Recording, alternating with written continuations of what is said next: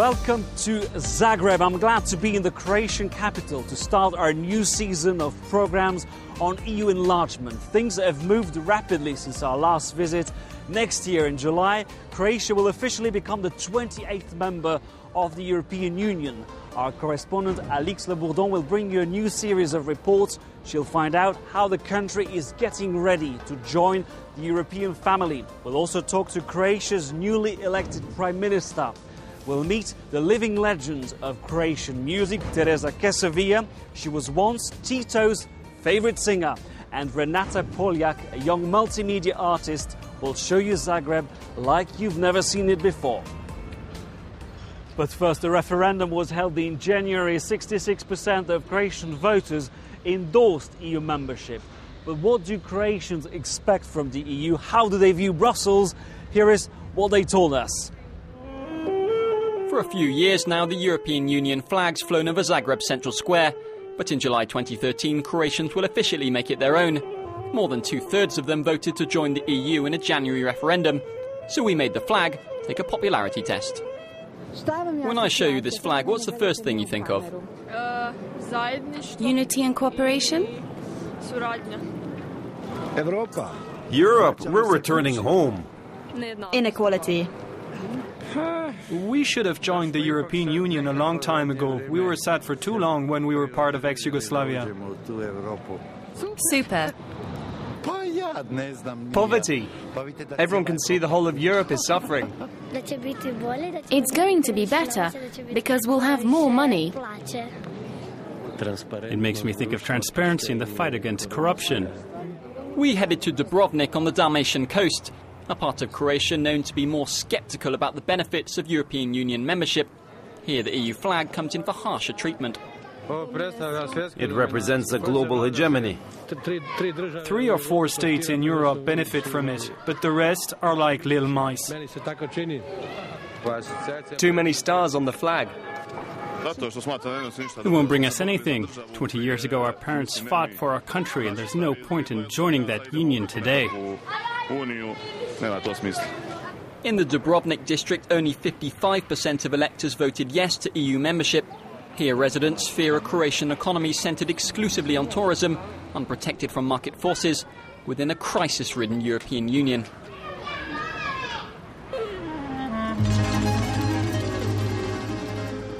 So this was what Croatians think about the European Union. Let's now cross over to Brussels to find out how the EU is getting ready to welcome a new member. This is a report from our correspondent in Brussels, Katalin Landaburu. On July the 1st, 2013, the EU will welcome a new member state, and with it, a new official language. And interpreters will not be the only ones that will need to adapt. Thousands of pages of EU directives and information have to be translated into Croatian. The most important part is translated in the acceding country, where the entire acquis, which is all the laws that have been adopted up to accession date, are translated. Talking figures, the translation of the acquis represents, it varies a little bit, but roughly 200,000 pages. It's an enormous job for the translation department of the European Commission. But behind closed doors, preparations for this next enlargement are well underway. Ideally, we should start like 18 to 24 months before the accession. That's what we have learned from previous enlargement. So last summer we started more seriously. Marina, Ivana and Igor arrived in Brussels last September. These Croatian translators are gradually getting to know how the European machine works.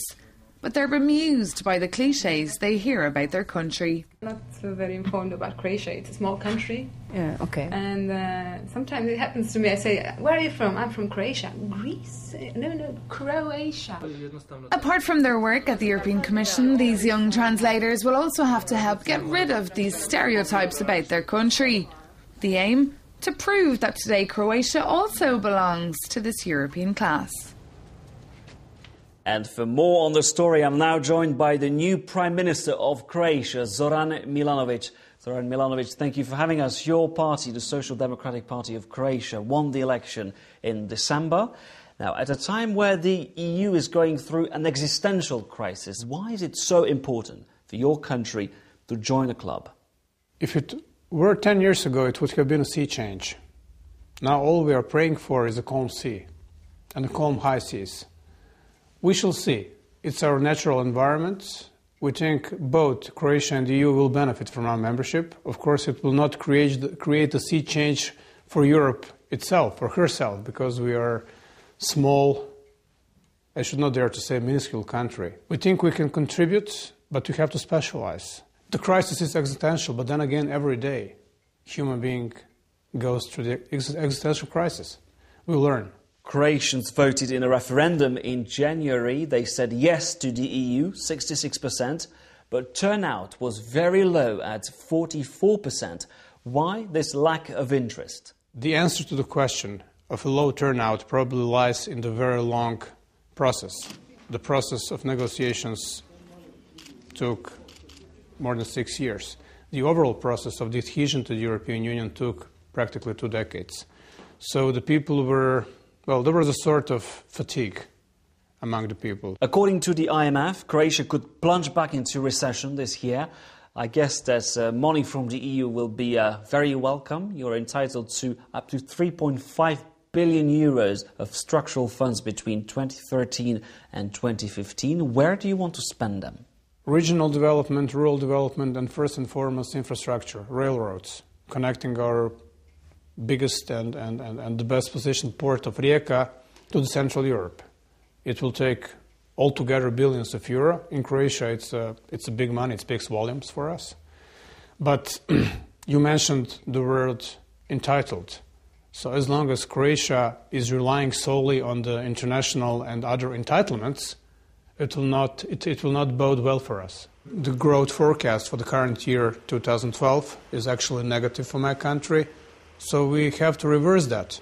Easier said than done. For the first time in our recent history, we did fiscal restructuring and we did cuts on the expenditure side of the budget. So we're going to be spending less. Fighting corruption remains a top priority for your government.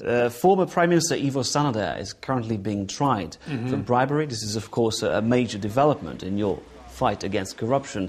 But do you have the means to clean the country? To clean the August barn in the legend of Heracles of Greek myth? I hope we do. I hope we do stand a chance. But, you know, how does it go, that old Churchill's dictum, in victory magnanimity? It's been a long time since I've dropped the former Prime Minister from my vocabulary and my agenda. We've been very critical. I've been personally very critical of him and of the deeds of our competitor, the second biggest Croatian party. But since the election campaign, I completely, lost them out of my radar. So I don't make comments on that anymore. But the fight against corruption, that's another logical misfit. Because once you are at the point of fighting corruption, it means that the corruption already became pervasive. We will not allow that to happen. That's it. That's all what I can say. Sorana Milanovic, I remind our viewers that you're, of course, the new Prime Minister of Croatia. Thank you very much for talking to us. Fighting corruption remains a top priority for the Croatian government. But there's another field where the rules of the game are often ignored: football. A recent series of match-fixing scandals has cast a dark shadow on the game. This is an investigation from our correspondent, Alix Le Bourdon. Match night at Zagreb's Maksimir Stadium. In the North Stand, the Bad Blue Boys. Mario may not be part of the hardcore, but he never misses a match. Tonight, though, his head's not in the game. In the stadium, if there weren't for the Bad Blue Boys on the North Stand, the stadium would be basically empty. That can tell you that people have really lost confidence and faith in gathering, in enjoying football matches. A loss of confidence that Mario says is the club management's fault. Fed up with repeated corruption scandals, Mario launched a supporters association. Their first bone of contention with the club, the stadium's new seats. I just sat on an overpriced chair, which was bought by the firm of one of the employees of the stadium. Zdravko Mamic is Dinamo Zagreb's president, seen here at a club training session. Mamic refused to meet us, instead sending his right-hand man to answer our questions. Maybe you heard there is a company connected with the club, but this is another guy who is working in the club, and he has a normal private company besides the job, who has authorization to buy and sell the things. Mario and his friends are convinced that the company in question has been overcharging the club. To prove it, the angry supporters themselves ordered a seat from the firm for a much lower price. The Maximir Stadium is under public ownership. The club's fans, sick of seeing the ground so run down, in spite of the public money invested. For that money, in any country, in a Western European country, they would have built 4 stadiums, not one. Mr. Mamic and the people who run Dinamo are also helped by local authorities, by the mayor, Mr. Bandic. They helped him also to avoid the laws, and they financed Dinamo with a lot of money from us, from Zagreb's taxpayers. According to the Croatian press, the city of Zagreb is thought to have invested 100 million euros in the stadium over the last 15 years. I don't wish to respond to what the press have written. Firstly, this isn't true, and the interview would be misleading if I denied something that comes from the press. Croatian football's also been blighted by match-fixing scandals. This ex-player took us to his former club, FC Zagreb. He's brought along a selection of newspaper clippings from a time when the press hailed him as one of Croatia's brightest footballing talents. That's where I once scored a last-minute goal. He had a promising future ahead of him. Then 2 years ago, he accepted a bribe on the agreement that he'd stop giving his best during games. At the time, he hadn't been paid his salary for a year.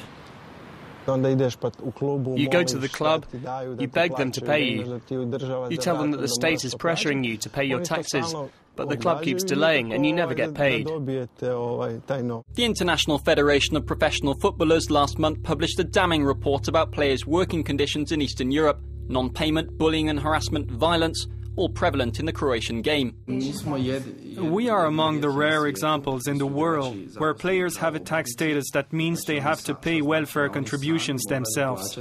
The other problem is that the federation gave licenses to clubs who had already debts towards players. Only a few years ago, supporters cheered Mario onto the field. All he has left today is a bitter memory of Croatian football. Football was everything for me. Today, I have nothing. Croatian football is at rock bottom. It's hit a low that no other profession has ever reached. The Croatian Football Federation, 2 of whose directors face corruption charges, turned down our repeated requests for an interview.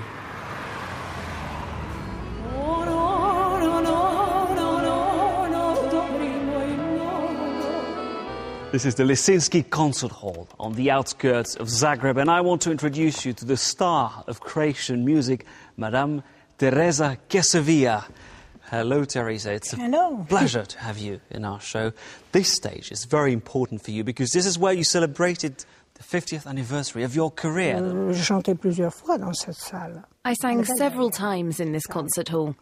Isn't it beautiful? And the audiences here are always very warm, especially when they love an artist. And I'm proud to say that they love me very much. They've loved me for many years. You're right, it's right here in this concert hall that I celebrated my 50 years on stage. It's quite something, eh?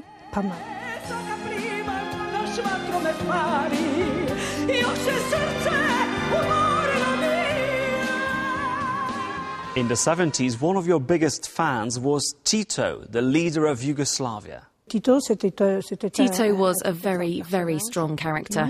He did love me.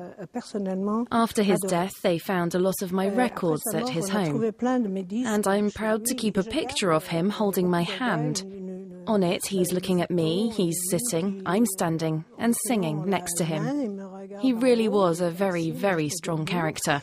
He was charming. Yes, he was a charming man. Teresa, during the war in the early 90s, you lost your home in Dubrovnik. It was burned, it was destroyed by the Yugoslav army. You lost everything then? It was very sad, really very sad. It nearly killed me when that happened. And 20 years later, it was still impossible for me to travel to Serbia and Montenegro.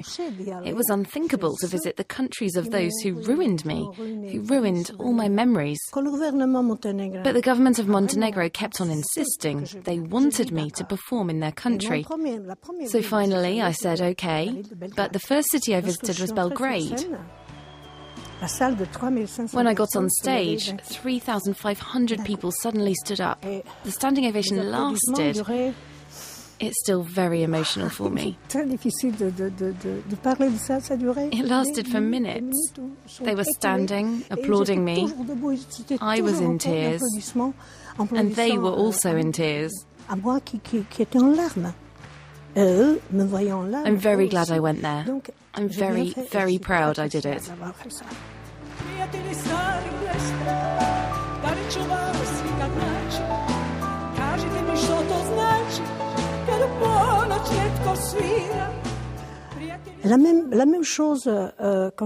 I received the same welcome when I decided to perform in Montenegro.